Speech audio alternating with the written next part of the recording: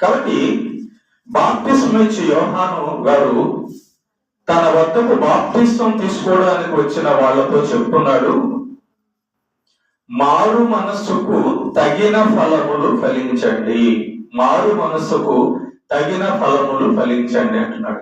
ఏమంటే మనం ఫలం ఫలించడానికి మనమేమన్నా చెట్లుమా? మనిషి చెట్ట కాయలు కాయడానికి? అంటే ఉదాహరణగా ఒక చెట్టులాగా తీసుకోమన్నాడు, ఉదాహరణగా ఒక నేలలాగా తీసుకోమన్నాడు.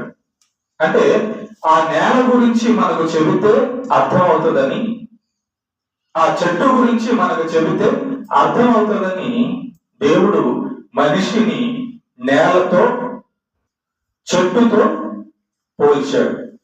అందుకే బాప్తిస్మం ఇచ్చే యోహాను గారు ఏమంటున్నారంటే, మారు మనస్సుకు తగిన ఫలములు ఫలించండి అన్నాడు. ఇది ఎవరితో చెప్తున్నాడు ఈ మాట అంటే, తన వద్దకు బాప్తిస్మం తీసుకోవడానికి వచ్చిన వాళ్ళతో చెబుతున్నటువంటి మాట.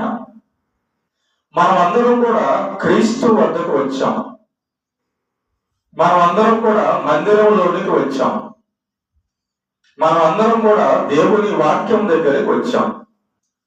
కనుక యేసు ప్రభు దగ్గరికి వచ్చిన వ్యక్తి ఎలా ఉండాలి అన్నదే బాప్తిస్మం ఇచ్చే యోహాను గారు మనుషులకు చెబుతున్నటువంటి విషయం, మనందరికీ చెబుతున్నటువంటి విషయం.